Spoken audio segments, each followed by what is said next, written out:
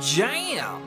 Hello again and welcome back to another fun-filled episode of Monday Night Magic here on the MTGcast Network. I am Chewie. Hi, Chewie. Hi. And with me, as always, most of the time, some of the time, every once in a while, is Cluze. I am physically present. Cluze got back from PAX at, early o'clock. Definitely early o'clock. Cluze has not slept. No. My cab to the airport arrived at 4:45 in the a.m., which meant that I had to get up and shower and pack before that. And I'm not really sure how I got here, is what I'm going to say. We'll just assume that the cab has been driving you around all day and you will get hit with a bill soon. I'm going to owe a lot of money. I should have Ubered this. And also, Squee is here. Hi, Chewie.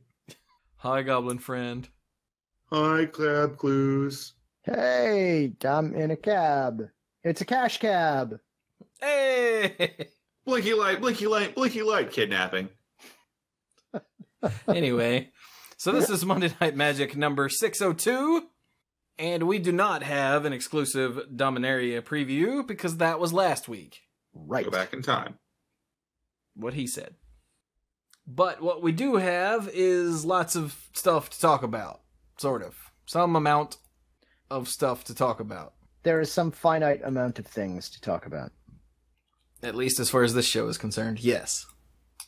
So, Cluze, you gonna survive? I will survive. Okay. So Cluze is now Gloria Gaynor. At first I was afraid. Were you I petrified? was petrified. Yep. Okay, so let us go to... Let us go. All right. He didn't go to the song I thought he was going to go with there. Yeah, No, it's the first thing that popped into my head. I'm sorry. That's just the way it is. No, it's better this way. If you'd actually gone with the other one, we could get pulled from YouTube. Some things will never change. Hey, before we get rolling, can I just say one thing? Because I was looking over some deck lists here. Sure. For the events. Believe it or not, folks, we're going to talk about some Magic events here on our Magic the Gathering podcast. I have finally seen some of these Masterpiece from not Ixalan, the one before that. The Hour of Devastation? Hour of Devastation, yes. I'm on Cat Block? I'm on Cat Block, yes. I've finally seen some of these in person. They look way better in person than they do in pictures, but people told us that. But now I've seen it, and I agree. I actually saw the Force of Will. That's the first one I saw too, and yeah, and it wasn't being used. It wasn't being used on me, so that was fine. I opened one of them. I just forget which one it was. But yeah, they look fine in person. It's just the images don't show the bolding nearly as well. Yeah, they don't do them justice. So it's much harder to see where the actual word is in the title until you've read it a few times. There you go then. So let's go to Seattle. Oh, can we? I like Seattle. Well, I mean, not right this moment. No, we have to record a podcast. I will sleep on the plane. You will sleep in the cab. In the cab. I will sleep in the cab. No, in Seattle this weekend, there were not one, but two Grands Prix. Grands Prix. 1 GP. 2 GP. That's all we got. I'm glad Cluze thought that was funny. So, we're gonna start with Standard, because no reason, really. Apparently, as near as we can tell from the standings, there were 1,509 people there, which is pretty good. Yeah. The winner, and I apologize for screwing up everyone's name as always, was, I'm gonna say Ganyan, because that's how I say things. But not only did Ganyan win with his mono-red aggro deck running a full 4 Rekindling Phoenix and Hazaret the Fervent, but he won all of the matches.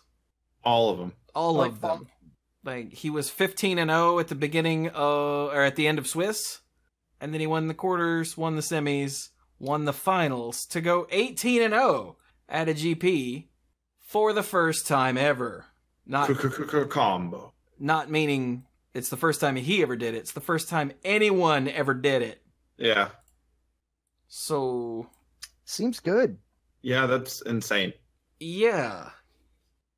That's completely unheard of. We've had several people get close. I mean, our old co-host Jeremy Schofield was close. LSV made it all the way to the semis once. That might have been in a Pro Tour. I can't remember. I know that he got almost to the end and then lost, and that was pretty rough. Yeah.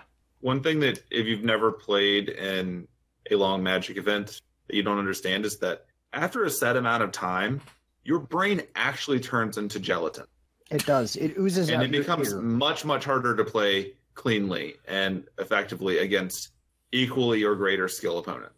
And that's why, like, people who maybe top of their game at the beginning of the event will start making mistakes on camera, and you'll be like, well, I'd never make that mistake. But at this point, it's amazing they're not actually eating the cards for sustenance. And to make it 18-0 is an incredible amount of physical and mental fortitude. So, but you see, mad kudos there. He was running aggro, so he could go get lunch. Which is an advantage. The control players don't know food anymore. They subsist on a nutrient paste that they also used as a life counter. Also tears. I mean, they don't have any shortage of salt. That's known. But yeah, so suffice to say, if you want to play the long game, we now have evidence that you probably want to play mono red aggro because you get to eat. And if you start to lose your mental facilities, just go for the face. Yep. But he's got, like, it's really aggro. Yeah. Like I said, 4 Hazaret, 4 Rekindling Phoenix. You don't need much. Yeah, you don't need much more than that, but that's your 4 mana top of the curve, which, damn. Yeah. So let's see. The deck lists aren't in order, so who's in second? Grayson Roberts is in second. Oh yeah, he's running the blue-red God Pharaoh's Gift. Yeah. And I don't see anything here that's out of the ordinary necessarily. So yeah, he's running that deck. It's been around for a little while. We know it. We love it. Or are aware of it. Who's next? Jeremy Fry. Also running a blue-red God Pharaoh's Gift. Yep. It's a little different, but close enough. Who's next? Hey, Jerry Thompson. Look at that. Jerry T. Top 8ing a GP. Who'da thunk it? Does sound like his hobby. Right? It's just, I guess I'll just go top 8 this GP today. What's he running? A black-red aggro with a Glory Bringer and 2 Hazaret and 1 Rekindling Phoenix. But also Chandra Torch of Defiance and Aethersphere Harvester. So, there's that. Where's the black? Oh, Unlicensed Disintegration is all the black in the main. Doesn't make much. But then in the board, he's got Doomfall and Arguel's Bloodfast and Fatal Push. Remember that card? Man, that's a good card. So yeah, there you go. Who's next? Charles Wong is running. Blue-red God Pharaoh's Gift. Oh, there he is. Okay. Blue-red God Pharaoh's Gift. Hey, look at that. Popular deck. It's good stuff. Slater Claudel. Let's say. Claudel? I don't see him. Here he is running Sultai Constrictor. Hey, look at that. Anytime you have Hadana's Climb in a deck, I'm going to go, oh, really? Does get your attention. Because Hadana's Climb, hang on. That's the one that flips into, the Winged Temple that is basically give a creature flying and double its power. Yeah, that guy. It's a good card. But nothing really we haven't seen before, so moving on. Who... That was Matthew 6. DiMaggio. Matthew DiMaggio is running a black-red aggro deck as well. Yep, okay. Doomfall. He's got the Glory Bringers in the board, though. Slightly more aggro, black-red aggro, than Jerry T. And in 8th place, Andrew Shane is running Mardu Vehicles. Meow. So, yeah, there you go. Very interesting. Got some black-red aggro, some mono-red aggro, 3 God Pharaoh's Gift decks, and then vehicles. Oh, and the Constrictor. I don't think the God Pharaoh's Gift decks really count as anything remotely control-y, so it's a very aggressive format, I'd guess. Where? Excuse me, I've got stuff everywhere. Top 8 decks, top 16. Okay, hang on. Quick look at standard. Top 5. Oh, here we go. Brad Nelson in 9th had a blue-black Scarab God deck. There's your control.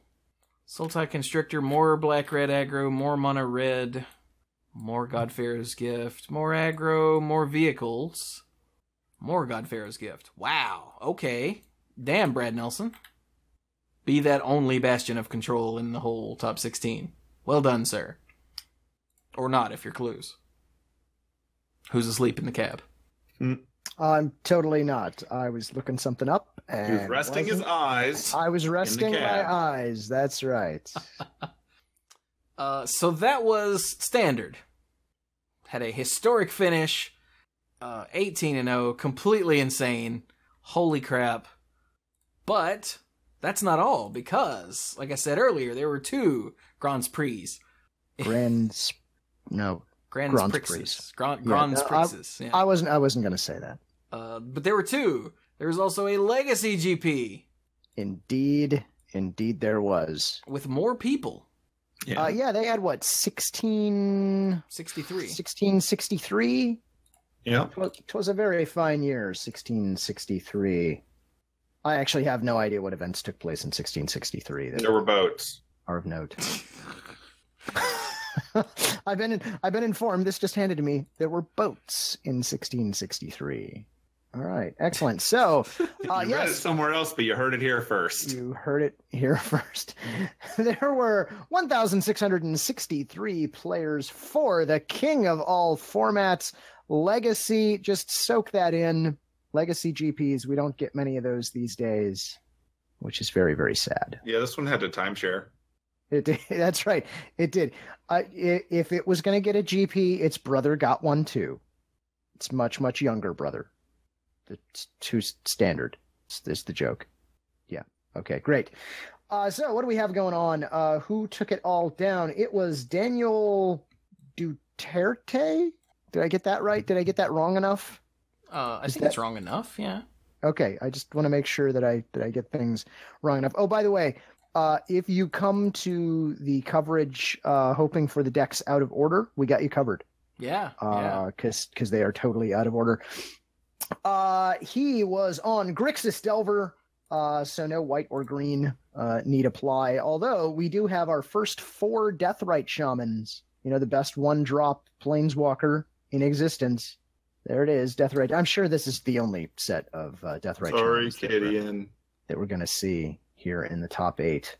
He beat out Jeremy Desani with Sultai Control, which I do not approve of because it has that word in its title.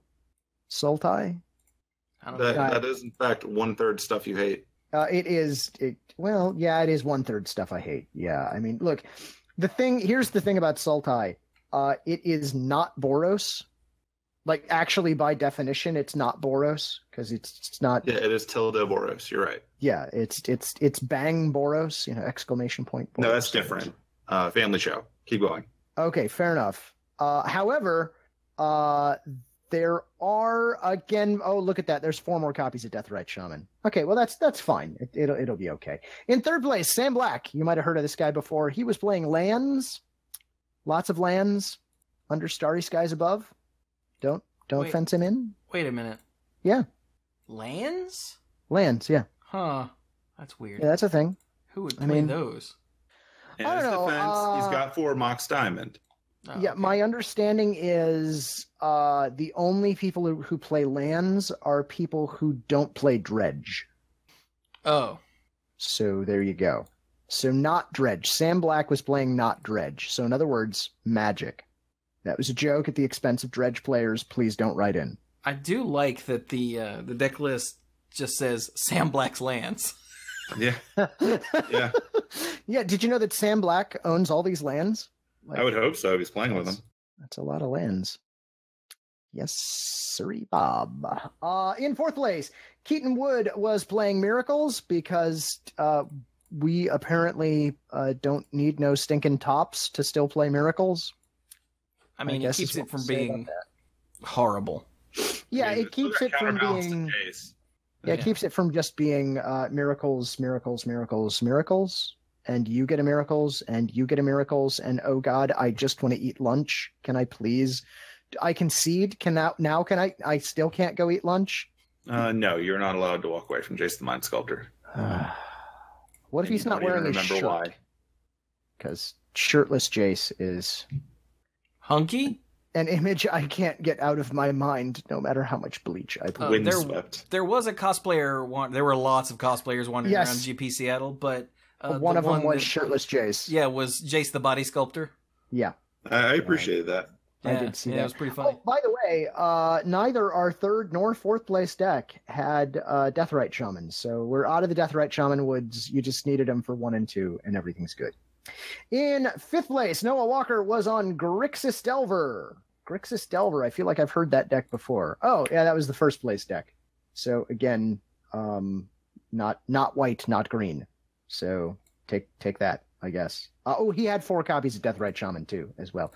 Steve Rubin was on what I think, if I checked the deck list real quick, I believe it's no white control, because it's 4-color control, but I think that the one that's missing is white.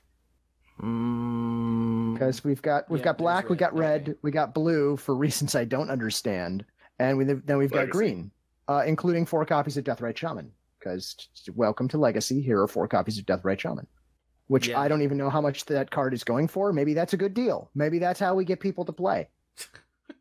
I don't know. And then you ban it. And then what we're going to do is we're going to ban it for, let's say, flavor reasons. And then we'll print a 0-cost, a Dothright Shaman. Yeah. Nice.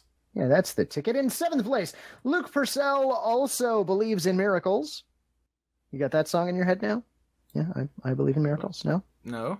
All right, never mind. But also does not need your stinking top to still make your life miserable and not let you go eat. That's what I'll say. Actually, I haven't had a chance. I have not had the terrible burden of playing against miracles since. I really thought you were going to say you haven't eaten. The ban. No, I think I did. I'm pretty sure I came home from work and ate. Cluze, don't eat things you find in the cab. Because I'm not hungry right now, and I think that's a bad sign. I don't know. In 8th place, though, and this one's, I guess, slightly more interesting, maybe the most interesting that we have here, is Miranda Keith on Maverick. Maverick. You can be my wingman any day. You can be mine. Yeah, if you don't get that reference, I'd say ask your parents, but look, if your parents haven't shown you that film by now, I don't think... I'm skeptical of...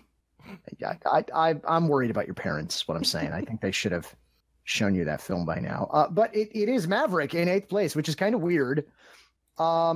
It's Abzan Maverick, which is not... It's not really the Maverick I'm used to. It's almost Stoneblade. It's almost Deathblade, because there's Deathrite Shaman in here. But not quite. Deathrite Shaman's all over. There are like 24 copies of Deathrite Shaman in the top 8 of this. But even though it's, rocking 2 Stoneforges because Maverick is a deck that is like it's a tool deck. So it's just going to go find the silver bullet that it needs to stop you from doing the thing that you want to do. And then it'll just, kill you, because that's kind of how it rolls. Even though it's got the Stoneforge Mystics here, our weapons package is 1 Fork of Doom, Umizawa's Jite, the Stick of Death, the Mistake, the card that shouldn't, the yet another card that we probably shouldn't have made, but here it is, and we're kind of stuck with it. And a Sword of Fire and Ice, but not Batterskull. Generally, you see Batterskulls just littering the landscape anytime you see a Stoneforge Mystic lying around, because speaking of other cards that are, terrible. Terrible in the good, but oppressive, maybe? A pain to fight, yes. It's a pain to see on the other side of the board, is what I'll say. But it does have 2 copies of Choke in the sideboard. And that is a beautiful thing. I was going to say, which brought a tear to Cluze's eye. It did, even though the artwork that they're showing is it's one of the masterpieces from Amonkhet. And so it doesn't look as good online as in person. But there it is. But it does say islands don't untap during their controller's untap steps. Because nobody likes you, Island. No. That's what I'll say. Let's take just a quick glance outside of the top 8. I actually haven't looked outside of the top 8 until just now, so let's see if anything catches my eye. Lands, Grixis Delver.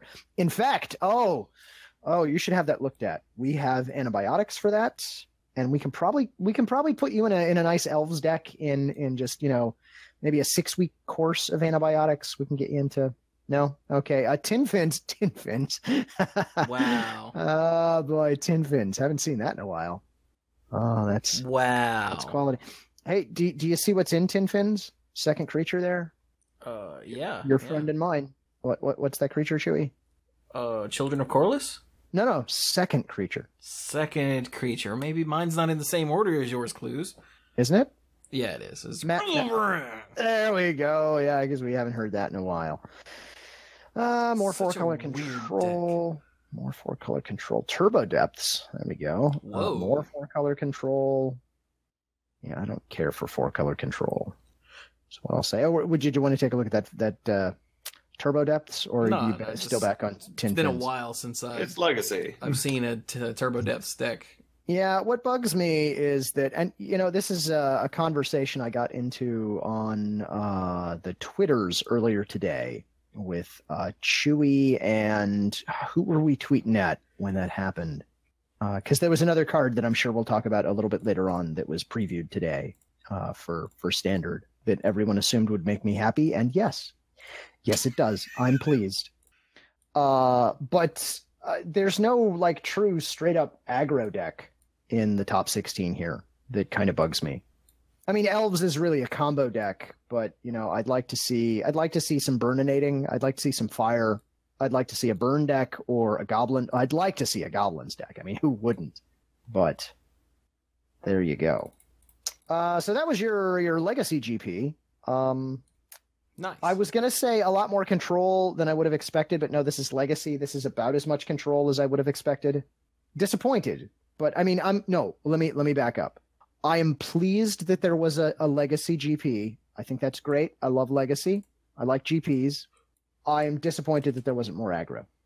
So, aggro players, get out there and aggro it down. Up? No, it's down. Yeah, I think it's down. I think we're gonna burn this down. Is what we're gonna do. Yeah. Burn it down to the ground. Not metaphorically. Do not actually set GPs on fire. Please. But play burn. I need mountains. I need lots of mountains. I need blood moons. I need lightning bolts. I need more lightning bolts. I need lightning bolt-like effects. That's what I need. I mean, you could describe, and this was a thought that I had earlier. Now, bear in mind, I haven't slept much today. This is a thought that I had earlier, which was that you could think of a legacy burn deck as like a 15-card combo deck that you've just got to get the right 15 cards in the right order and you win.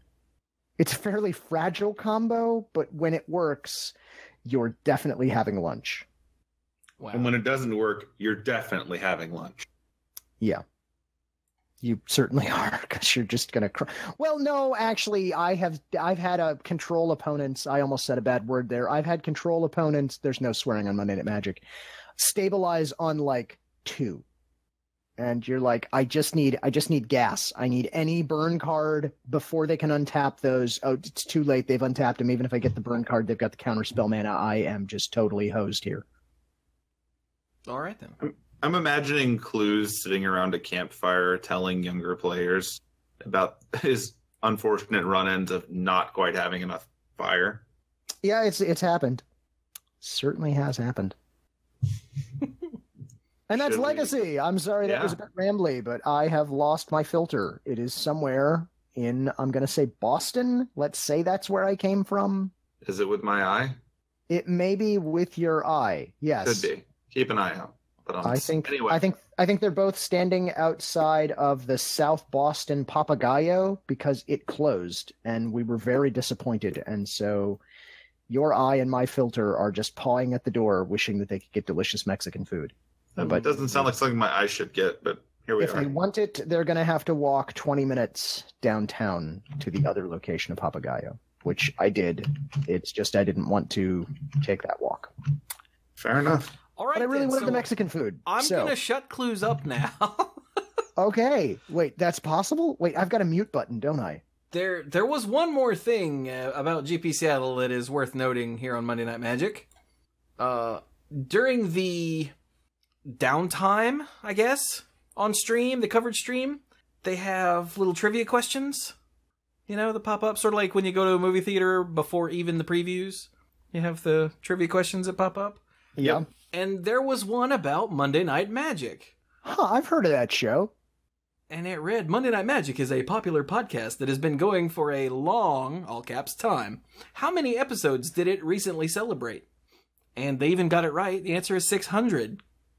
And someone tweeted me about it, and I retweeted. I was like, oh my god, this is so cool. And Richard Hagen was like, you're welcome. And I went, because Rich Hagen is my hero. No, really, like I love Rich Hagen. Yeah, I think he's great. Yeah.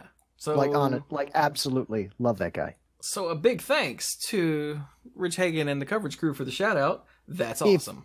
If you know Rich Hagen, tell him thank you on our behalf. If you are Rich Hagen, thank you on our behalf. So should we move on to Milwaukee? Milwaukee. I think we probably should. All right. Because Magic was played there, too. Yes. Star City was in Milwaukee with a Modern Open where 1,062 players played, in the Modern Open. And I apologize for just all of these mispronunciations that are about to happen. Can't stop it. You can't. You can't even hope to contain it. But... Shut up, Cluze. I was laughing about something unrelated. I'm going to go... So it was won by, I'm going to say, Vincenzo Balistreri. And I think that's probably close. It's close enough for podcast work. Yeah, but he's running a green-red Eldrazi deck. The one that runs Eldrazi Obligator, and along with the Reality Smasher and the Thought-Knot Seer. Oh, he's also running Batterskull. There it is. It was just in the wrong format, in the wrong deck. In the wrong city. In the wrong city. Yeah. It's just everything is wrong. Everyone's fired. In second place, Tyler Schmidt is running Burn. Good old modern Burn. In third place... Is it Boros Burn? No, well, maybe. I don't know. I didn't look. Is it Boros Burn? It said Burn. How could you not look at that deck list? What's wrong with you? Boros Charm, Lightning Helix. Yeah, of course it's Boros Burn. Done. It's modern. Okay. Yeah. Just checking. You never know. Somebody could go crazy. Yeah, they might be running blue in it. That would be insane. Why'd you do that? In third place, Ian Jensen is running Decepticons, or Affinity, if you must call it that. It's at least as much as meets the eye. Greater than or equal to. Greater than or equal to what meets the eye. Not the one that's in Boston still. No, that one's still in Boston. Waiting on delicious guacamole. I don't actually like guacamole, but my wife does, and she tells me it's very good. And it is. In fourth place, Jacob Mackey was running Jeskai Control with one Nahiri the Harbinger in there just to mess with you. I mean, it messes with me. See? In fifth place, Josh Turner is running Humans. Because why play one Thalia when you can play both Thalias? Am I right? I approve. Twice the price. It is twice the... No, I'm sorry. No, that's Thalia's Lieutenant. Oh, my bad. No, It's just original Thalia, the honorary goblin. Yeah, you don't want to play two of those at once either. You're just messing up. Yeah, that was my bad. Excuse me. In sixth place, Blue Moon by... I Saw You Standing Alone. Thank you. Yeah, by, let's say, Bill? Any idea? No, I wasn't running that. I'm going to get it wrong, though, so let's just go with Junjae Choi. Yeah. That works.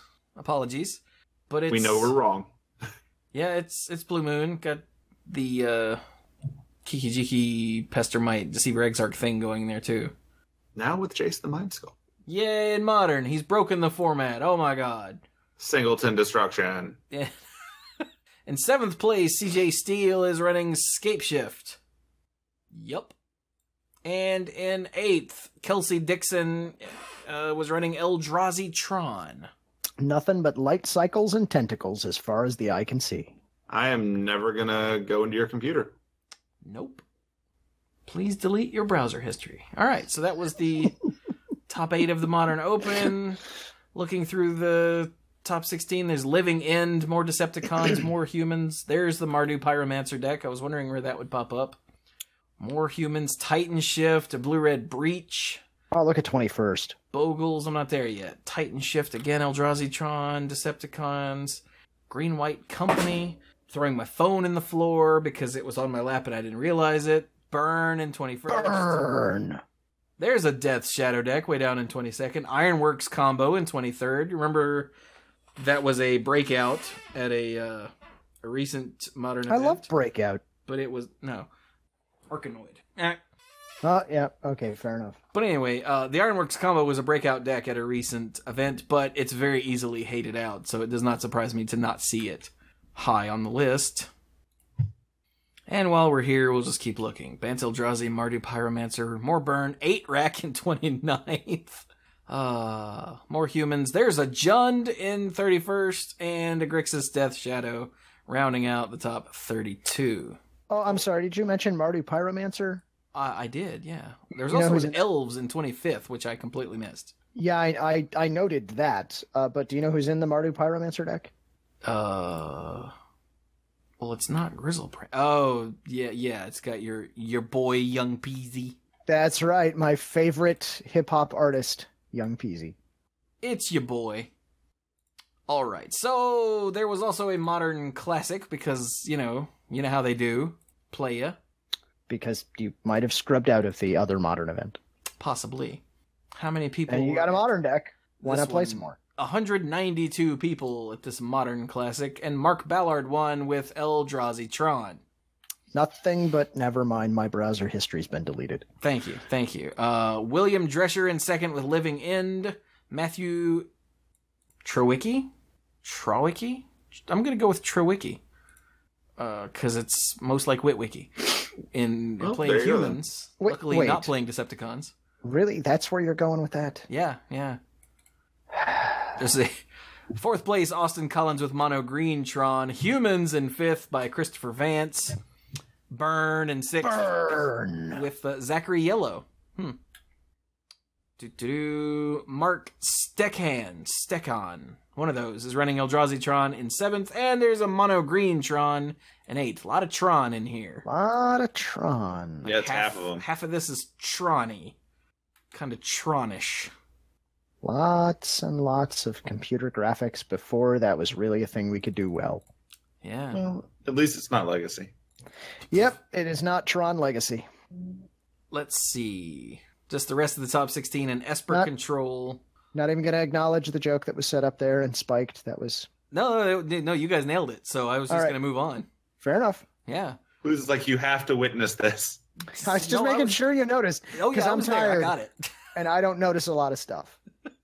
So the rest of the top 16, an Esper Control, a Merfolk, Blue Goblins, a Blue-Red Gift Storn.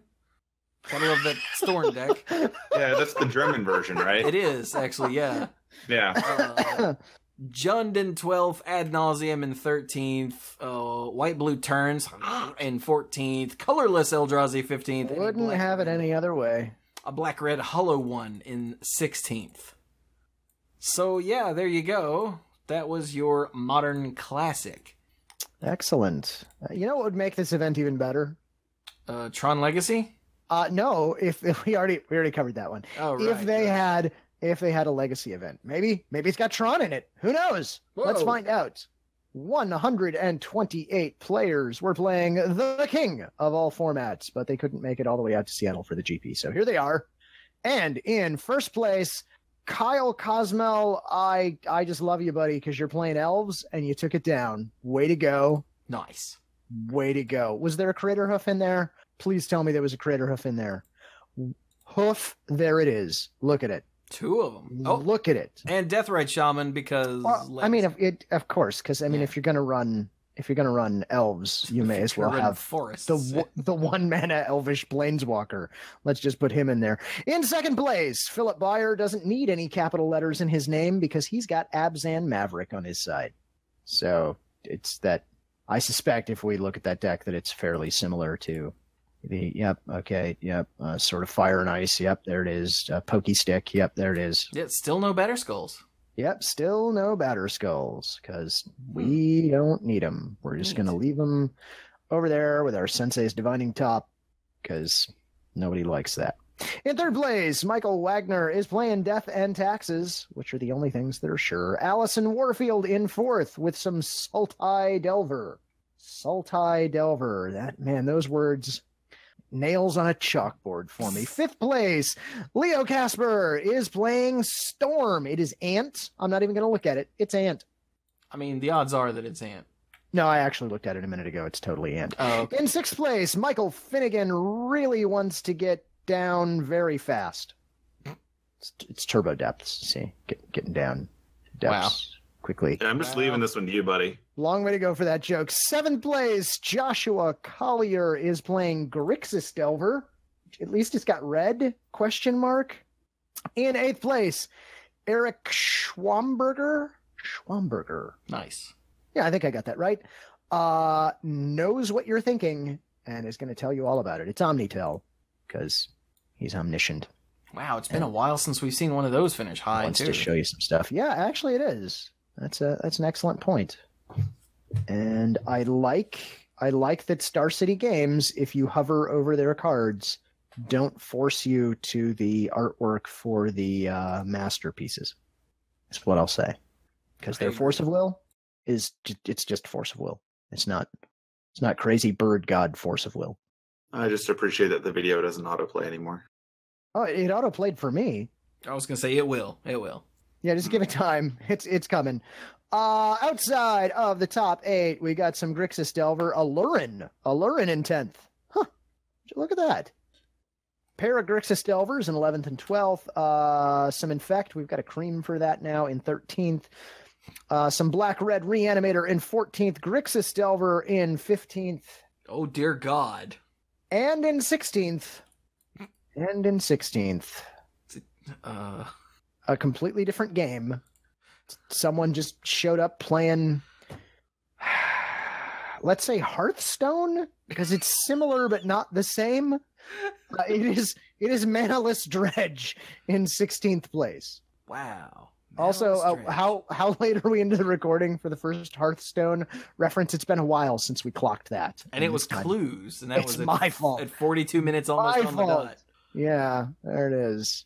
For those of you listening at home, see what time it is, and then you'll know how much gets cut out in silence truncation. That's right. Or actually, just write down what time it actually is right now where you are. Write that down on a piece of paper, put it in your bag or your pocket. Weeks from now, I want you to find it and ask, why did I write down 7:23? Well, you just messed with one person. Good job. I did.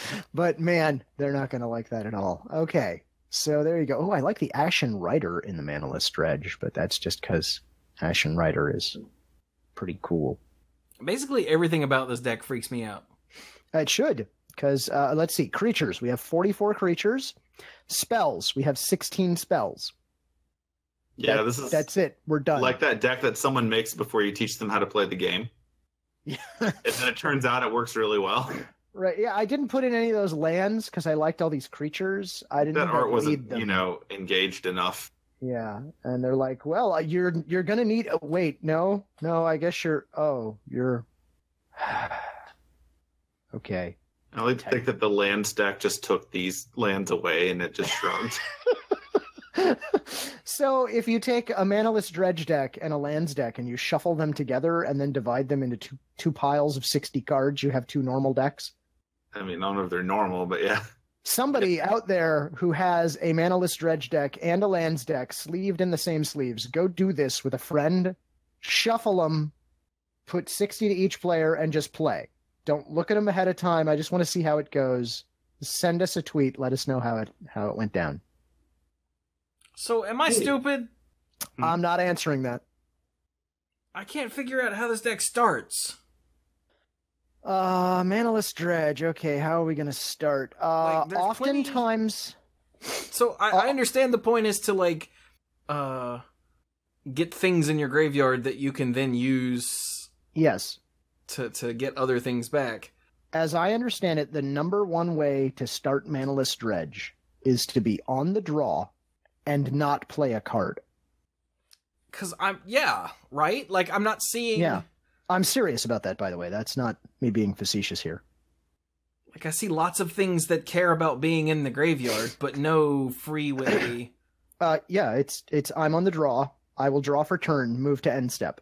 Place this card in my graveyard. Like, you can cycle Street Wraith and you can cast Gataxian Probe, but those... Yeah, because it's not magic, so I just can't... My brain refuses to see it. You can't even, right? You're correct. Like, not even. Yep. Anyway. Because, like, in a normal Dredge deck, you've got things that like to discard things for free. You know, bazaars and whatnot. Maybe not in... Is that legal in Legacy? I'm sorry, is what legal in Legacy? The bazaar? Bazaar of Baghdad? Yeah.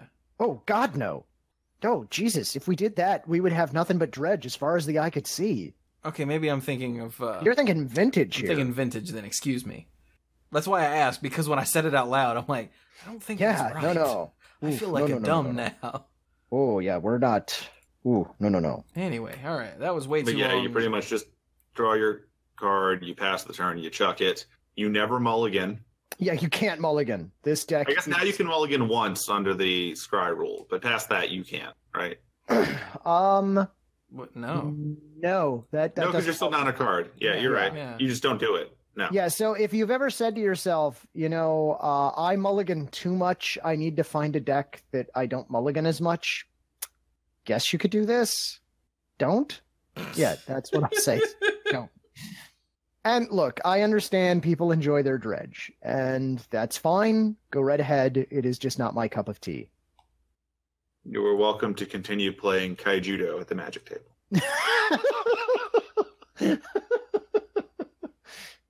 No second main phase for you. Anyway, that was way too long on a deck that's not magic. Ask your parents. Correct. Yeah, so that is tournament. Hooray. Hooray!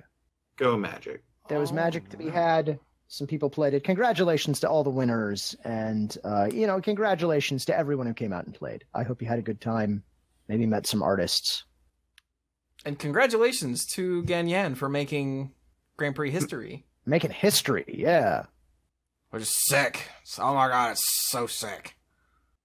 So then, there's really nothing else that we could find to talk about other than... Meanwhile, Dominaria. in other news... Yeah, there is no other news as far as we can tell. Lots of Dominaria. Lots of Dominaria, and there's so much Dominaria. Oh, and I can't wait to see the art on this card, because I heard some guys some dorks on a podcast talking about it.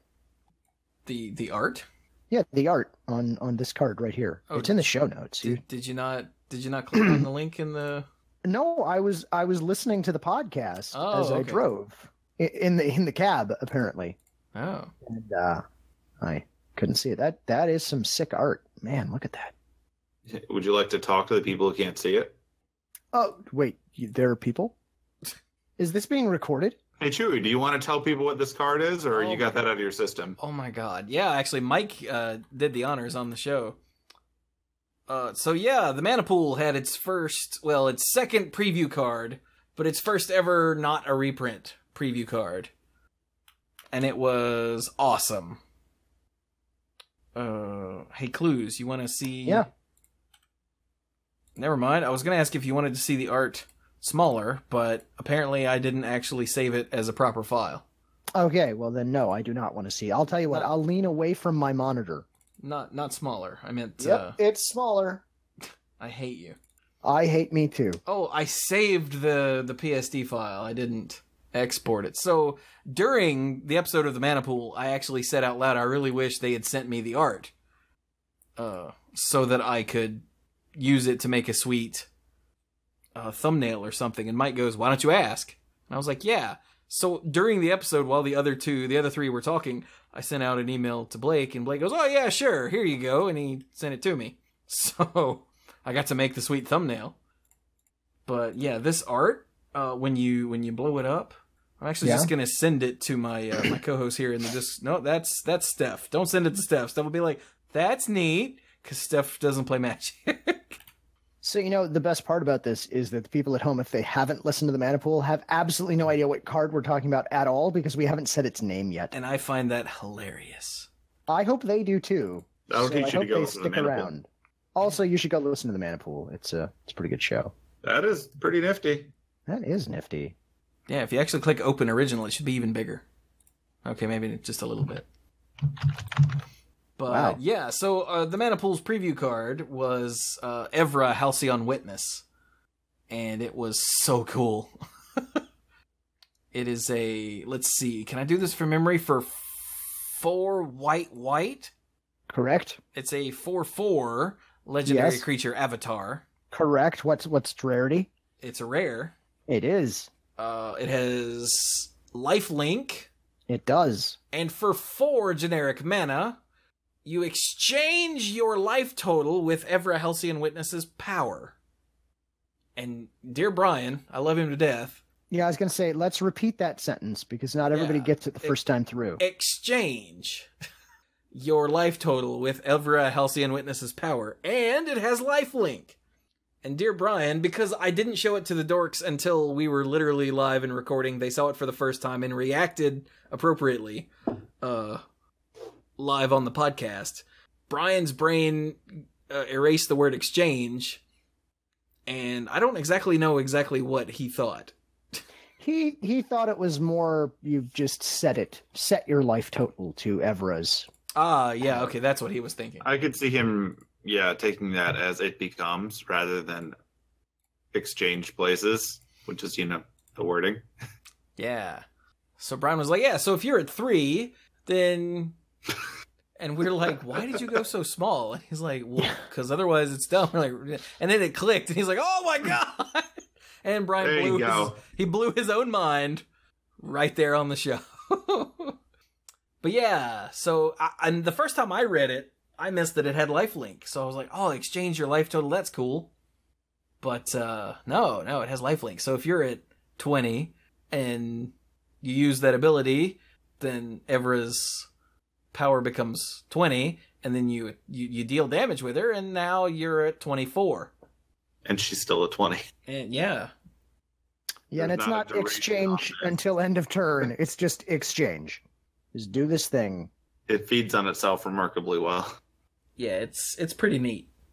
I really appreciate the fact that from the art, it kind of looks like, the normal Magic Avatar concept, which is that you, the player, are doing something. Well, in this case, you, the player, have just achieved the Avatar state and are about to wreck stuff. Oh, yeah. And I'm cool with that. Yeah, it's awesome. It looks really pretty. And in terms of cards, there's a ton of nonsense that you can do with this that we don't need to go into, because I'm sure that the Mana Pool spent plenty of time talking about it, and we're not going to duplicate efforts. We actually spent 19 minutes on this card and its flavor and other cards you can use with it, and teaching Brian to read. Did you have to remind people that Fling is in the format? It is? I believe so. Holy crap, Fling is in the format? There's no way. Wasn't it added in a recent set? Let me confirm I'm not just making stuff up. But... I think you're making stuff up. Hey, look, last week I made stuff up and then it came true. It's from Amonkhet. Yeah, but you knew already.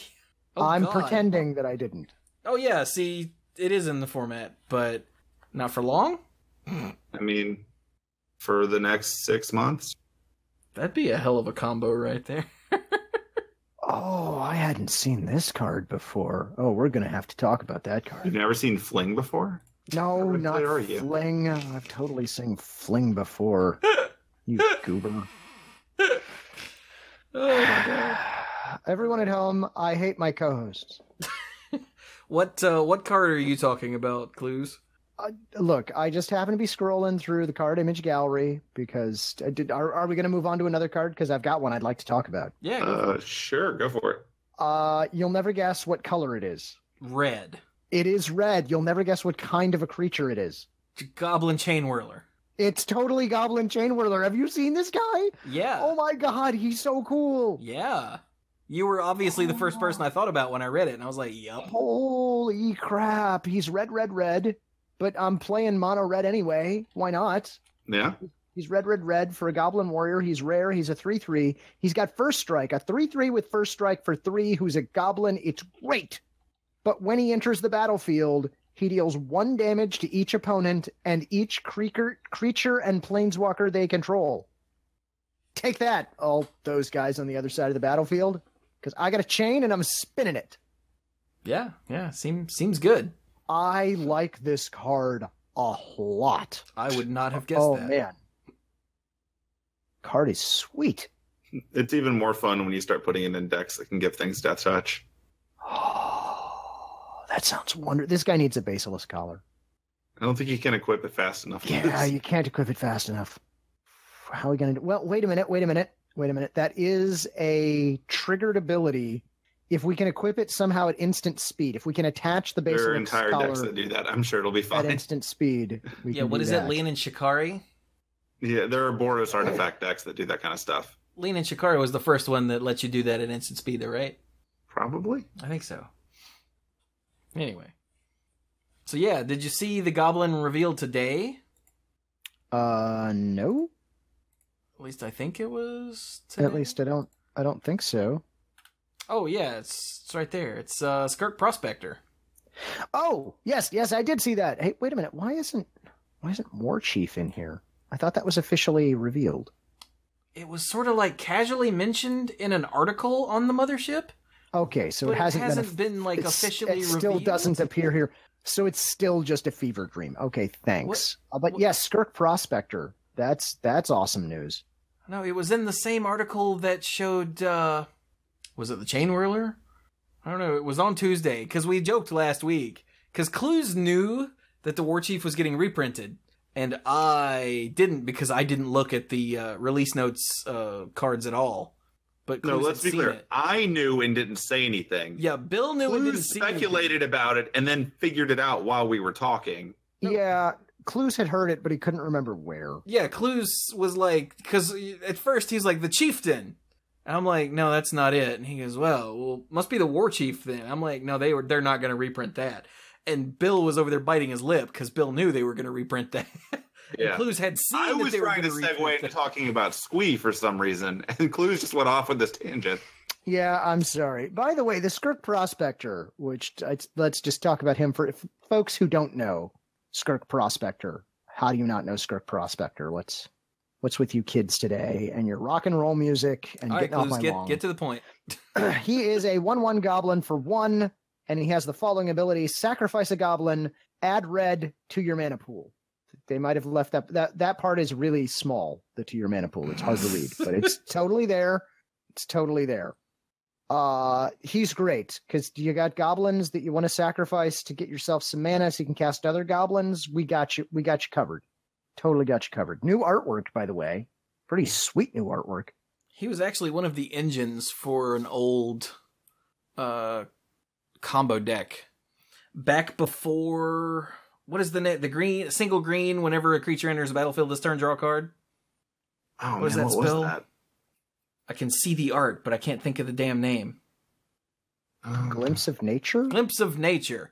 Back before, I think that's right. I'm pretty sure. I think that's the card you're thinking of. Bill? Sorry, I was thinking, and it turned out I was thinking of Fecundity, which is similar but not the same. So, could you check to make sure? Yeah, I'm checking now. Yes, single green sorcery. Whenever you play a creature spell this turn, draw a card.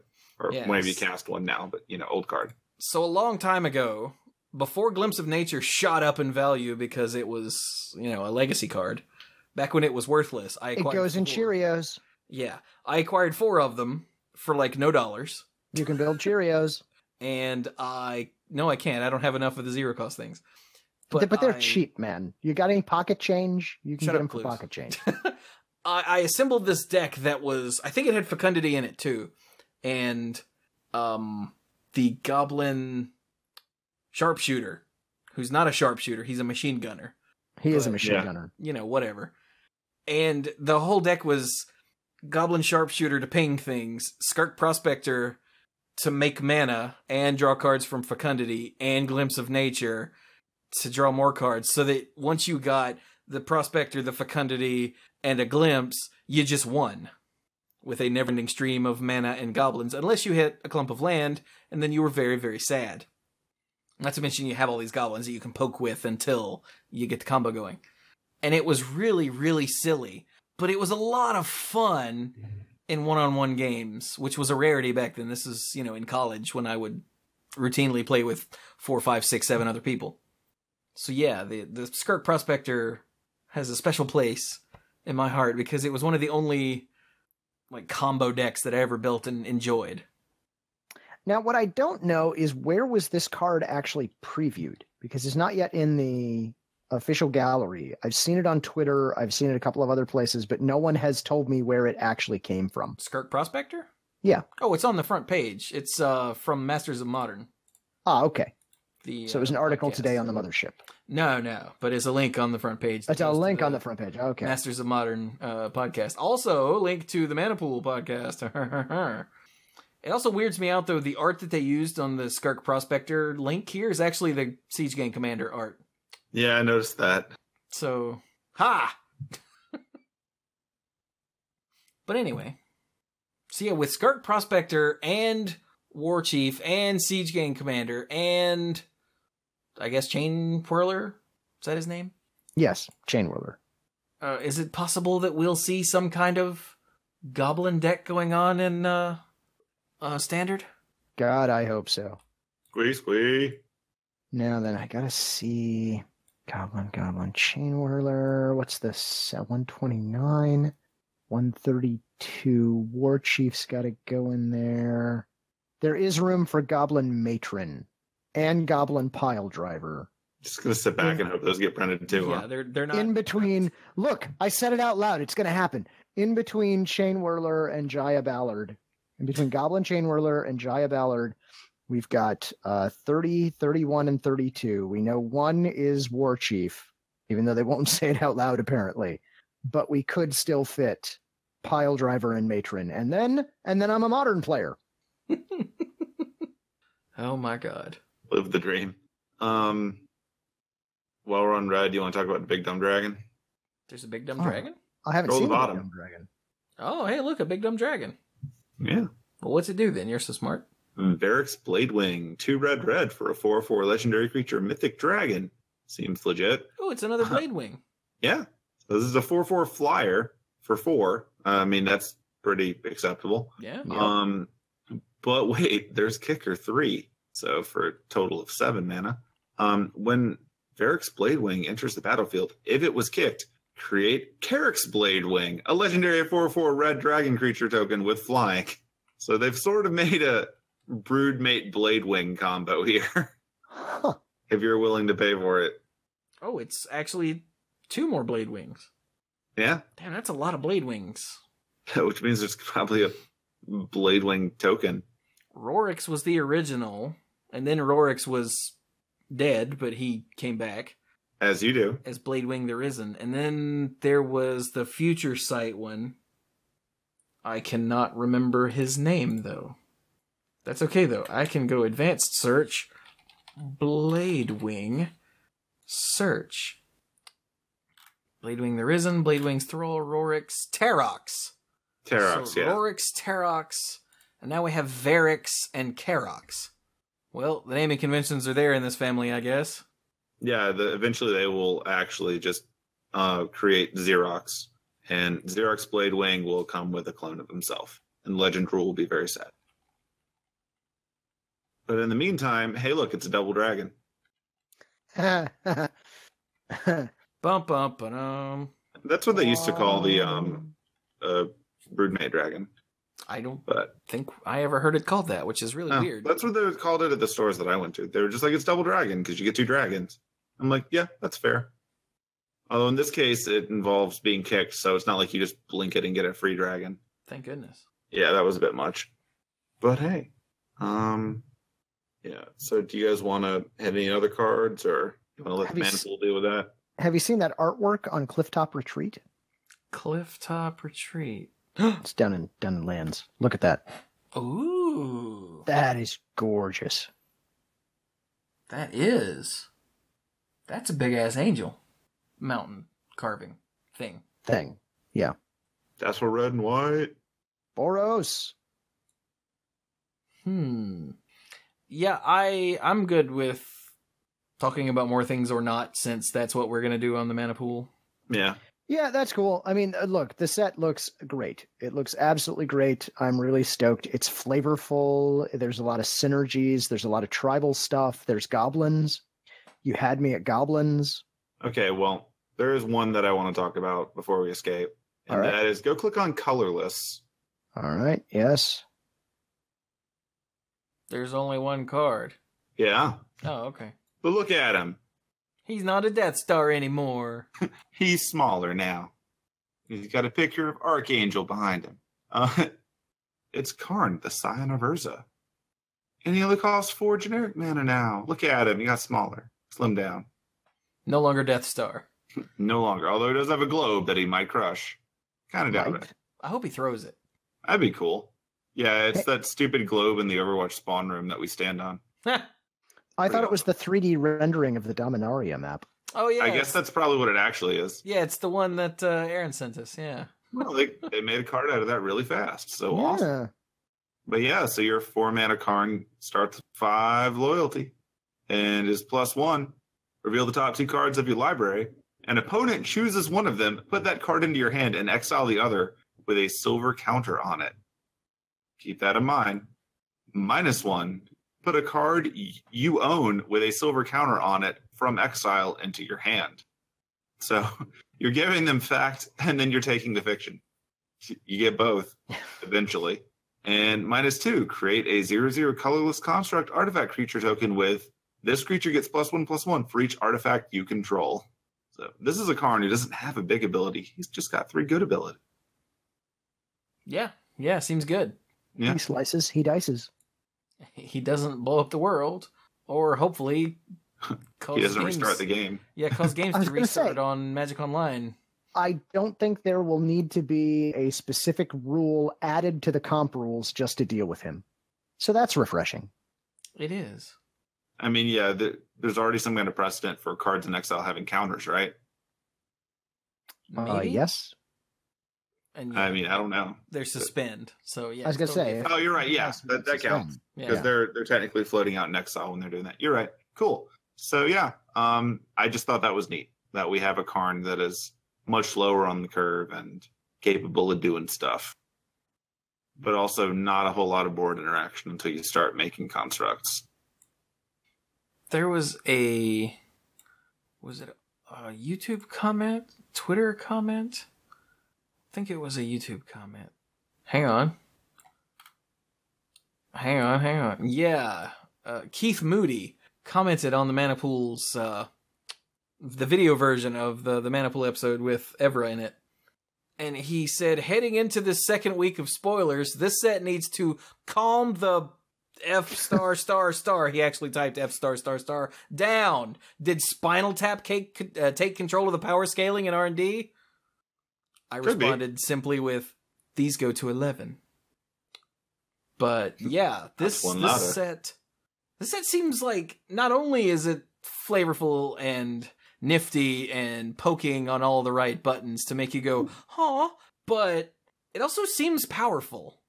This feels like the level of power that normally is followed by a set that's dialed way down. Because... Hey, good news. Core set's coming back. Yeah. Like, really and truly, they really pushed for this to be important, and they wanted it to, and it shows. But I'm going to have a hard time opening a pack of the set and not being excited about the rare.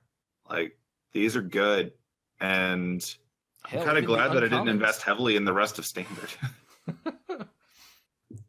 Like, hell, even the uncommons are just neat. Yeah. Oh, hey, Cluze. Yes, sir. So scroll to black, the top of black. Scroll to black. Okay, are you at the top of black? I am. Okay, now scroll up one more row. Do I have to? Yes, and look at that first card there on the left. Do I have to? Yes. I'm sorry, my browser won't scroll up. I don't believe you. My browser will not scroll up and show me the card that has totally obsoleted cancel. No, not totally. What do you mean not totally? Okay, I suppose not totally. Wait. So you want to talk about Unwind? Yeah. Why do you want to talk about Unwind? Because this is a thing that they shouldn't do anymore. This is a thing that they should not do, no. Unwind 2 and a blue for an instant, so you know it's awful and you hate everyone involved. Counter target non-creature spell. Untap up to 3 lands. Yeah, they're not supposed to do that anymore. Yeah, for those that don't know, the untap up to however many lands mechanic in the, was that Urza block? That was Urza block. Right? I believe so. It was during the time when I wasn't playing, so all of that tends to run together. It's a broken old mechanic. It was probably Urza block. Hang on, let me just search for untap up to. And... Okay, I'm getting too many. I'm getting way too many things. Oh, good lord. Why are there so many things that say untap up to? Because it's probably talking about creatures. It must be. Okay, here we go. Snap. Yeah, Snap was in Urza block, so that was what I was looking for. Time Spiral was in Urza block. Treachery was in Urza block. Yeah, the mechanic is do a blue thing and then you're not tapped out. And yeah, which is fine when all lands create 1 mana. Not fine. Okay, which is passable when all lands create 1 mana. It essentially makes a free thing, and free things are not a good idea. But it's a free thing you had to be able to pay for in the first place, so it was all right. But the problem is, all lands don't make 1 mana. No. Lots of lands make more than 1 mana, so... Or do things. So when you unwind and untap up to 3 lands, you might be untapping your 3 Trons and getting assloads of mana. So luckily, I think it's narrow enough, counter target non-creature spell. I think it'll be fine. But when I saw untap up to 3 lands, my brain came to a screeching halt. I heard the sound of glass shattering, And Did you roll some metal dice on a glass tabletop? Apparently, yeah. But that just blew me away. One thing that's kind of funny about it is that they don't have to be your lands. So if you're playing a group game or a political game or, two-headed giant, you can untap your partner's lands. No, that's really funny. So there's a lot to play with there. But yeah, the main takeaway from this is that this is a common. So this is a common? Yeah. Yeah. The hell? So this is a thing that people may actually run in their limited decks to just be aware of. Normally you don't run too many things that can't counter creatures in limited, but there's not a lot of downside here if you have anything else to do with your mana. I mean, if you do have, if you've got nothing else to do and it's like your only instant, then no, it's probably not going to be very good. But on the same note, go into combat, counter their trick, play a creature stuck in main phase, still pretty good. Like, expect to run into it a bit. Did we talk about Lyra Dawnbringer on the show? Okay, so long ago, I decided to make an Angels commander deck. And it's got Avacyn, Angel of Hope, the original Avacyn, the one that makes like all your stuff indestructible. Indestructible Avacyn. Yeah, it's Indestructible Avacyn. I made the deck because Indestructible Avacyn came out and there was a card called World Slayer that blew up everything.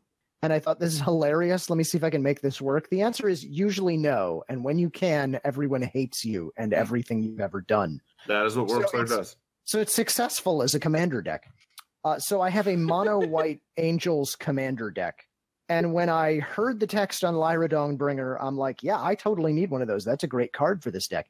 And then I saw the artwork and I said, oh my God, that is so gorgeous. I need to foil one of these in my Angels deck. Because have you looked at that art? Yeah, dude. It is completely insane. It is insane. It's Chris Ran, and it's amazing. Holy crap.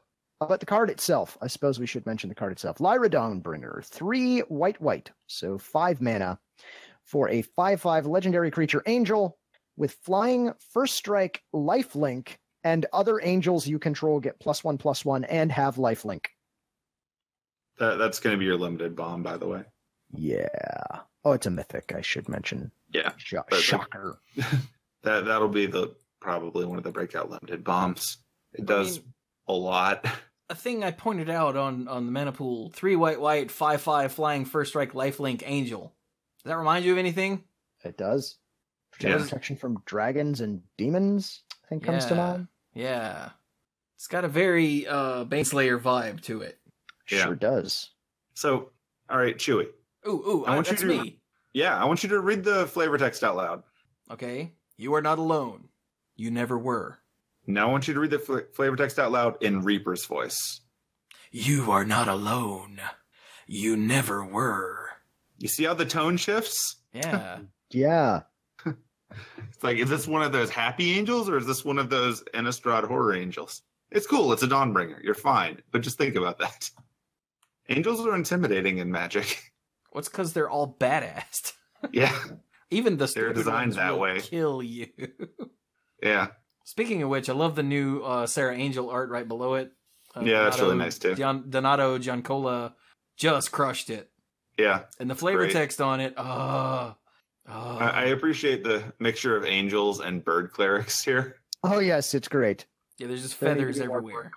We're never going to get all the feathers out of our deck boxes. But the new flavor text on Sarah Angel is, the angel remembers her past lives like dreams. Her song held up meadows. Her blade drove back darkness. Her wings carried her across the ages. Oh. Yeah, like, if this were the last Magic set, it'd be like, cool. Yeah, I would be like, well, I mean, it couldn't get much better, right? I am going to need people to open, like, just a crap ton of Dominaria, because the pre-sale prices for both Lyra Dawnbringer and Shalai, Voice of Plenty, both of which need to go into my Angels deck, are way, way too high. You can't put Shalai in your Angels deck. Why not? Is your Angels deck mono white? Yeah. Shalai, Voice of Plenty is white. Got some green. Color identity of white-green. Oh, it's got green on it. Yeah. I only read the top part, and I'm like, that's so wicked sweet. I gotta go see. Somebody's got to go get Sigarda now. Oh, I've got a Sigarda, but it's a mono white deck. It was. I even made all my planes different, so it's truly a singleton deck. Ooh, nice. You just saved Cluze some money.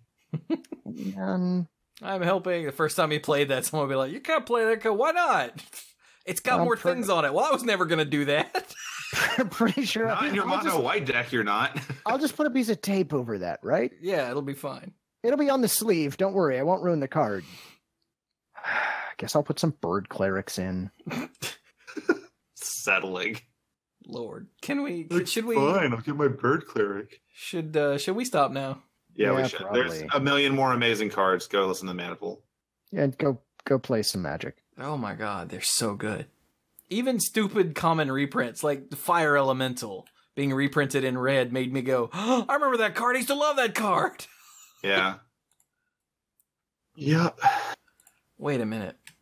Is this the one that I think it fire... Juggernaut? Yeah, it's in there. What? No, not... I saw that, but no. Alpha Fire Elemental. It is the one with the... Well, the hot chick. No pun intended. That's not why I liked it when I was a kid, but it certainly helped. But, you know, it was a 5-mana 5/4, which now is laughable. But at the time, I was like, oh man, a 5-mana 5/4, that's pretty awesome. Is this really the first time it's been printed since, what is that, 13? Yeah, M13? 7th? M13, yeah. Yeah, 7th edition, and then it was printed again way later in M13. Yeah, Magic art was different back in the day. Yeah, yeah. I'm just glad that Jai Ballard got to put flavor text on other cards. Oh, hey, look, I didn't even see that. The best way to learn from a book on pyromancy is to burn it. Jaya Ballard. Never changed, Jaya. Not sure I agree with that sentiment, but yeah. I'm not arguing with her. She's scary. Yeah, don't argue with Jaya. You do you, badass grandma. Anyway, all right then. So, let us wrap this episode up. That sounds wise. Wait, is there any Magic Online stuff? Just two things. So you guys know the yada yada on Magic Online. Things are posted Tuesdays. We're a week late. If you want to keep up, go to the Wizard website, go to products, go to Magic Online, and click on the article that comes out Tuesdays. The only things that we really want to mention are that Brawl is hitting Magic Online on April 18th. So if you're looking to play that online, this will be your chance. It'll be popping up. So cool. Oh, cool. And we have a bug blog update, which only has a few little things on it. So first up, in general, if cards are moved between areas, this is so weird. If cards are moved between areas, each in a different sort order, they may not be sorted correctly in the second area, which who cares? Sorting cards. I'll say, but I bet if you just resort that area, they'll go right. Yeah, I'm sure it'll be fine. Yeah. More importantly, if a commander is targeted with hostage taker and sent to its owner's command zone instead of exile, it can still be cast by hostage taker's controller. Whoops. Which is just funny. That's just funny to me. It's like, aha, I'm going to just send him back over here. Like, yeah, whatever, dude. He's on lease. I'm a cast it. So that's funny. And Nazan, Revered Bladesmith, will sometimes give the equipment it finds to another player's hand. Whoops. That's messed up. That's cold. You can't do that. That's some Hearthstone right there. Because in Magic, your cards never go into someone else's hand. Yeah, that's not a thing, man. Yeah, well, that's why he's revered, because he's so generous. And then someone puts their hands on their hips and goes, Nazan! And he goes, and gives the sheepish grin and a shrug. And then they laugh and we roll the credits, yeah. Yeah. Dun, dun, dun, dun, dun. But, yeah, those are the only two things. The only reason I'm really hitting them here is because it's quick and short. In general, don't be surprised if we don't cover Magic Online as heavily or frequently in the future, because for the most part, it works now. And most of the news each week is me telling you to go look at the website because we're a week behind. Yeah. It'd be a little different if they made announcements on Monday, but most of these really just don't apply anymore. So if anything important happens, we'll obviously talk about it because it'll be news, but I may just ease back on throwing these things at you every week just to streamline the show. So there's your heads up. And that's what's relevant with Magic Online this week. Nice. Yeah, we're going to try to streamline Monday Night Magic a little bit. Try to get it between an hour and an hour and a half every episode. Just so there's less nonsense. Like when we have more tournaments like today, or more things happen, of course shows will go longer, but there's no reason we should ever have a 2-hour episode for nothing. Yeah, like those should be, oh look, it's the 3 days of the year when Magic news all gets released at once. Or we're revising something critical that requires discussion at length. Most of the time, that's not the case. Or, oh my god, did you see all these sick Dominaria cards? Look, if they bring back Dominaria every year, we'll eventually stop doing this. But right now, we're all in. This is great. That's the challenge, by the way. Dominaria is the core set. Dun, dun, dun. But yeah, we're going to try to streamline it a little bit. So don't worry. There's still plenty of content. If you're looking to hear more of it, I know for a fact that Chewie does not actually ever stop talking. You just have to find him. That's very true. Yeah. So I guess we can roll into closeout time now. By all means. Cool. So you can find me on Twitter at SqueeGoblinAbob. There's no I in Goblin because it's currently hanging out with Cluze's filter in Boston. Hopefully it doesn't succeed at getting guac because I really don't want guac in my eye. It's unpleasant.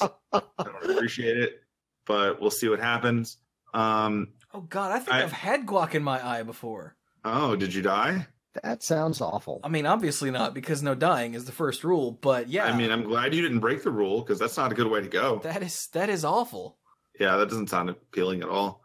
But I think like a chip, like someone stuck a chip in there and pulled it out, and it like it wouldn't. So the chip went in, and they tried to just dip some and pull it out, and it wouldn't come, so they and they had to exert some effort. So it like snapped, which means guacamole sort of went everywhere. Oh. Which means eyeball. That's terrible. And yeah, you know how guacamole has that kick to it when you put it in your mouth? No, because I don't need it. Really? Neither of you guys eat guacamole? No, I'm not a fan of avocados, sorry. Oh, well, either way. So those of you listening, you know how guacamole has that little kick to it? Yeah, it kicks you in the eye too. No, that's a critical hit. Was that Scott? Sounds painful. I might have to go punch Scott. In the eye? In the eye. with some guacamole gloves. Anyway, sorry. Continue. Yeah. So anyway, the Eye's in Boston, but next week I'm going to be in Chicago for a work thing. So I will unfortunately not be on Monday Night Magic next week, but I will probably be eating unhealthy pizza or something, and that'll be amazing. Hey, try not to get shot. I mean, I'll be back next turn. It's all good. Fair enough. But yeah, I mean, it's fine. It was only Gotham and like 1/3 of that trilogy. It'll be fine. And it was the best third. So, what could happen? Just stay off of boats. But yeah, it'll be fun. I'll be there, but that doesn't mean I'll be missing next week. So feel free to figure out what you're going to tweet at me without me understanding the context now. You've got a week to do it. Because I already know I'm not going to be there. Though that said, I will note beyond that I'm looking forward to Avengers coming up in a few weeks. I'm not looking at the trailers and the commercials on TV and all that because we're so close. But I'm getting that little bit of excitement now that all of the March movies are over and this is the big thing. So let's all hope this goes amazingly. Yeah. And congratulations to Black Panther for destroying records everywhere and overtaking Titanic because... Dude, really? Yeah. Black Panther is now the third highest grossing movie in American history, I think. So yeah, screw that. Paint me like your French girls. Yeah. So kudos to it. That'll be it for me. Hand it over to Cluze. All right. Hey, if you want to hear more from me, there's another podcast I do. It is called Random Discard. You can find it at randomdiscard.com or right here on the MTGcast network. Other things, just got back from PAX East. Had a blast out in Boston. If you get a chance, go to a PAX. They're pretty great. Had a real good time playing some Commander with Bruce Richard and Adam Staborski. So that was pretty awesome. If you ever get a chance to play Commander with them, you totally should. That might not come up quite as much, but do it anyway, I guess is what I'll say. If you want to reach me directly, your best bet is Twitter. I'm at Lacluyze, spelled just like it is in the show notes. I should be here next Monday. I will probably have slept more, I think. I don't think you could possibly have slept less. I don't think that is possible, no. And I think that's it. The next sound you hear might be my head hitting the mic. Take it away, Chewie. Okay, I was waiting to hear your head hit the mic, but maybe not. Oh my god. Anyway, so that just leaves me where, hey, over on the Mana Pool we had our first ever never before seen preview card. Stupid release notes. When the email went out to content creators, he was like, so from Wizards, since the release notes were a thing, sorry about that, we're going to do previews as usual, but let me know if you would rather have something that hasn't been shown in the release notes, or if there are any specific cards that you want. They're on a first come, first serve basis. And so for Monday Night Magic, I was like, new Squee! Because I had been made aware immediately that there was a new Squee. I didn't know anything about it, I just knew there was one. Because, we have Bill. And my Twitter feed lit up, and I knew that there was a new Squee before I knew that there was a leak. Yeah. So that was pretty funny. But we couldn't get that one, but we did get, I'm pretty sure it was the next best thing with Siege Gang Commander. Since we have Cluze and Squee. It makes sense. It's fair. Yeah. But for the Mana Pool, all I said was, I don't care as long as it's something fun. Which I think, I think Evra Seeing Witness is pretty fun. So, nice. But I also asked if we were on a list, or if I had to re-up with every set, and he said we're on a list now. So, hopefully that means we will continue getting preview cards on both shows. Which is pretty baller. Very excited. But other than that, this is a good week to be me. Let me just tell you. We are starting tomorrow. So probably today or yesterday or whenever, depending on when you listen to this. But on Tuesday, we're going to be playing Overwatch because the new PvE Overwatch thing happens. It's called Retribution. And they're also bringing back Uprising from last year, which is when my my love for Overwatch kicked into high gear. Because Uprising was so much fun, and Retribution looks like it will also be so much fun. So that'll be the stream on Tuesday. On Thursday, the new Hearthstone set comes out, so I will be opening probably 125 or so packs, which is an insane number now that I've said it out loud, and it makes my head hurt just to think about, but I'll have to make sure I have lots of drink here, because my throat's going to go. It's going to be awful. So yeah, we don't get the new single-player stuff in Hearthstone for 2 weeks after the set comes out, because last time they released Kobolds and Catacombs, the previous set, and the Dungeon Run at the same time, and I barely played any Standard, because I was busy playing Dungeon Run, and I think they realized that that's probably not the best idea, so they're going to give us 2 weeks with the new set, and then release the new single-player adventure thing, so good on them for that. So yeah, and then we've got the Dominaria pre-release, I think the following weekend. There's just so much good stuff coming up. I'm dying here. Oh, and in Heroes of the Storm, they revealed that the next hero is Deckard Cain. You know, the stay a while and listen guy, which is hilarious. That is pretty funny. Like, one of his heroic abilities is called stay a while and listen. Do you know what it prevent people from leaving the space? It puts them to sleep. Yep. In a wide arc in front of him.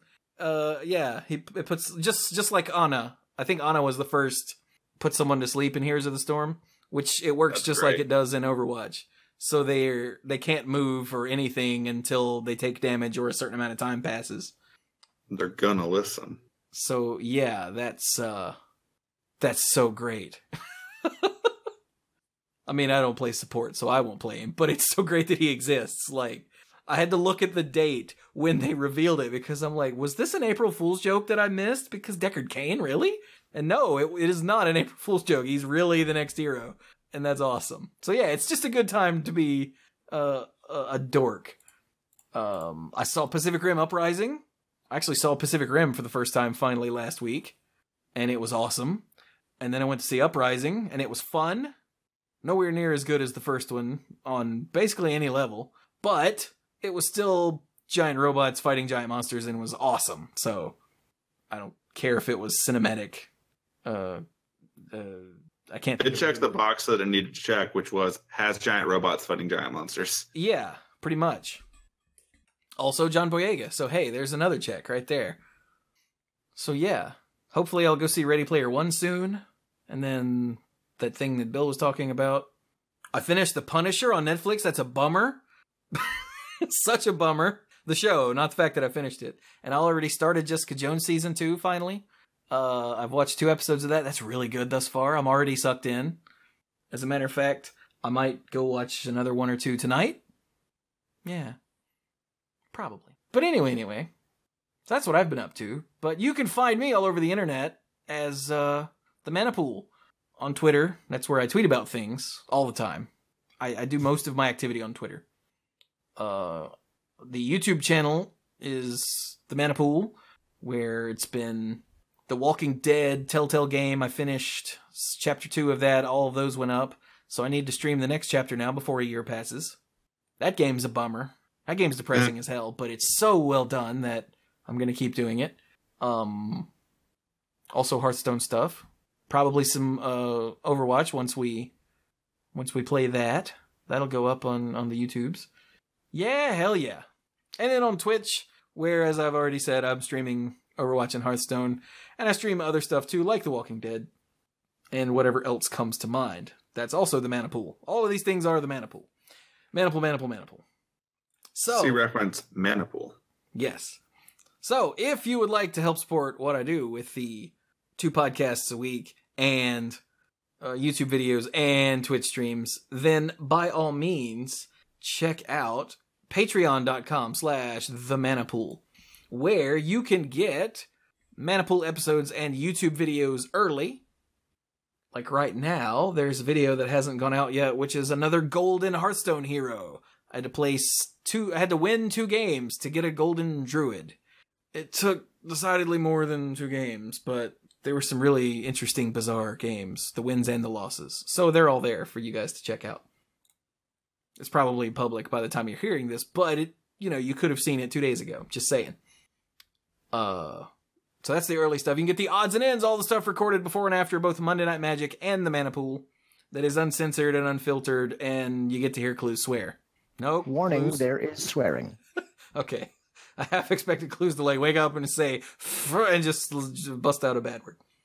And if you are feeling extra generous, you can become a Mana Pool lifeguard and get the early stuff, the odds and ends, and get the shout out on both podcasts and your name on the end slate for all the videos that go up in each month that you support at that tier. So to that end, I would like to thank the following exceedingly generous lifeguards: Kim Ho, Andrew Hunt, Al, Rafe Gall, Corey Cloutier, Paul David, Lance Delicious, Team U, Hellas Are You, John Morris, Stuart Slaw, PJ McMullen, Bosco Brittain, Casey, Nathan Hay, Denny Liao, Jason Doan. Oh, hey, that's Infinius. Hey, buddy. Excuse me, he pops up in the stream all the time, and he's in Australia, so he's always like, good morning, and we're like, we hate you. AJ Javieras, Cody Buckawing, Jake Jansons, Jason Kaus, Brian DeLucci, Stark Maximum, Jimmy Scott, Dan Holm, Mike Miller-Burned, and the Beast Father and the source of that Dominaria globe, Aaron Goodwine. So thank you all so very much. I quite literally couldn't do it without your generosity. So on that note, we'll be done with this, which is Monday Night Magic number, what is it, 602? 602. 60 dose. 60 dose. 60 Guacamole. Guacamole. In my eye. Not an experience I'd like to relive. So, I'm looking at the camera as if I'm streaming. What the hell? So, yeah, thank you all so very much for listening, and go play some Magic.